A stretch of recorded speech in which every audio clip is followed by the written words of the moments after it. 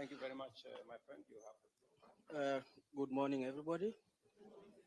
Mr. President, Honorable Raila Mudavadi, and everyone in the house. Good morning once more.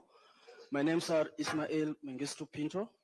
I'm living in Germany for 14 years and working at the moment with the Mercedes-Benz in Spandau. And I have a few questions that affects me also directly and other Kenyans. My first question is, I was here yesterday, and today morning, I had a phone call with over 6 persons, and most of them had a misunderstanding why you are here, and most of them are saying that you signed that some of them to be deported home. Now I'm here to ask you to address them and tell them that your intention here was positive and not to take anybody home so that they don't have the misconcept. And number two goes to the diasporas here.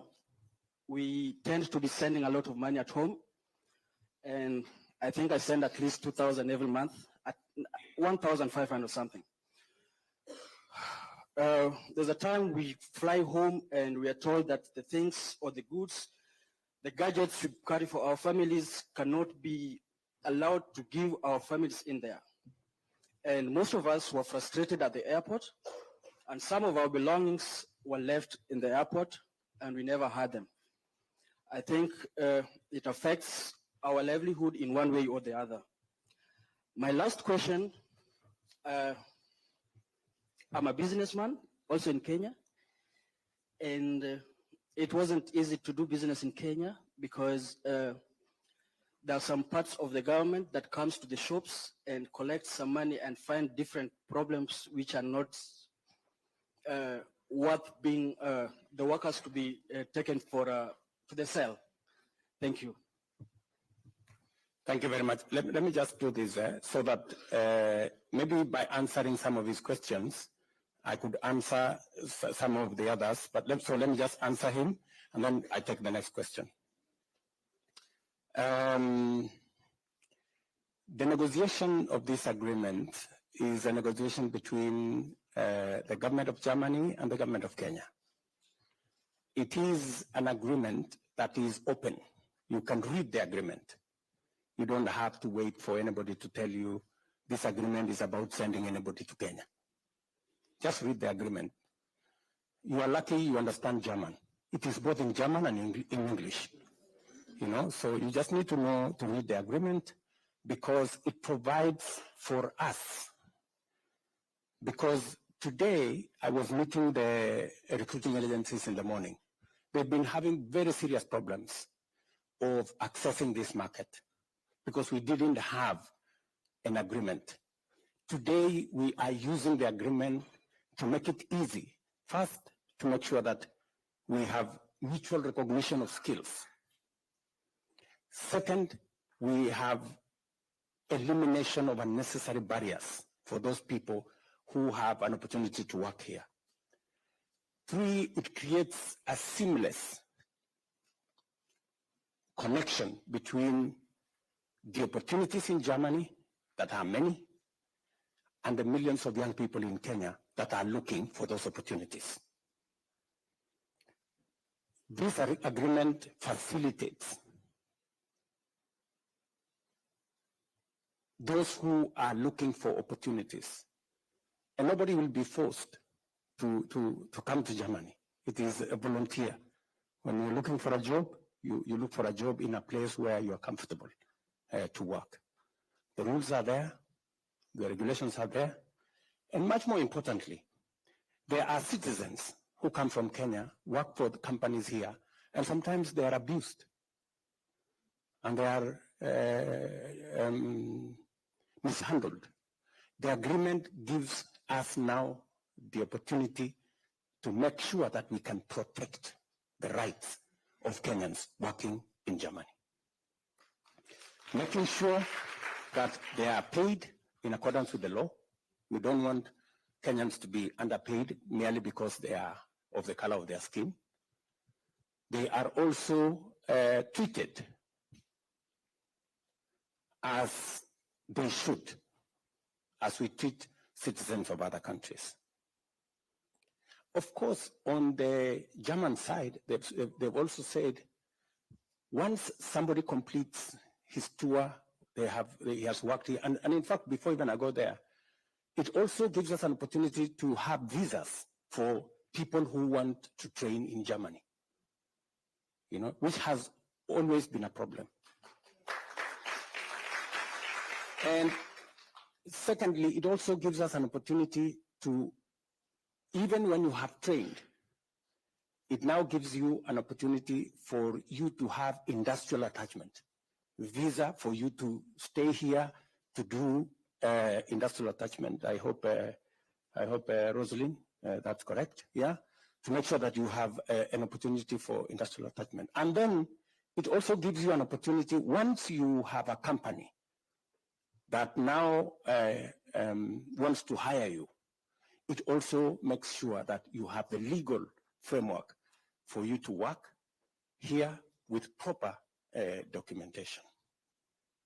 So that is the reason why we signed this agreement. And it is because we have millions of citizens in Kenya that can benefit from hundreds of thousands of job opportunities in Germany. It is also what we are doing with other countries. We are currently negotiating with the US, we are negotiating with Austria, we are negotiating with another 19 countries on how the single most important asset we have, our human capital, we can use it to drive our economy. As you've heard and you've said yourself, our diaspora, Kenyans working abroad, like you, Bwana Ismail, you are contributing to the economy of our country. We have $4 billion of remittance from diaspora workers like yourselves, and it is making a difference in Kenya. It is my intention to take that to $10 billion, hopefully in the next 5 years. Yes, it is possible, it's doable, so that we can use it to drive our economy. You have said that there was, just hold on, you said that there was a problem at the airport on gadgets and stuff like that. I think there was a problem. It was flagged out, and that problem was dealt with. So that we have a look at. We also need to be careful. If you're taking stuff to your family, it has to be clearly to your family. But you can't have 20 iPhones. I mean, honestly, because, no, but you see, we really must, as Kenyans, we must also be responsible, Let's be honest. We must also be responsible. I know there are cases where sometimes it is stretched to absurd, a realm of the absurd. And if you want to do business, it's good to do business. And it's good to say, okay, I'm doing this business. Then you also keep to the rules of doing business. If other people are paying duties for them to sell phones, we shouldn't have another category of people who are not paying duties and therefore take advantage of the others. So I think that is an area we need. But for clarity, if matters are for family use or your own use, there shouldn't be a problem, and we've given firm instructions in that direction. And then finally, you asked me about the last question. Yes.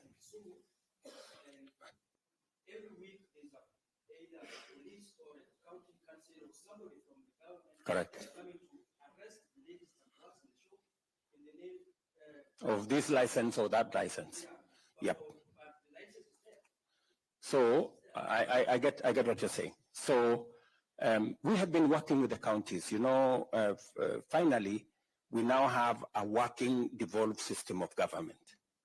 And we are encouraging county governments to look at businesses as the engines of growth in their areas, and that they shouldn't be harassing business people. We're also working with counties as a national government to assist them to harmonize the licensing regime.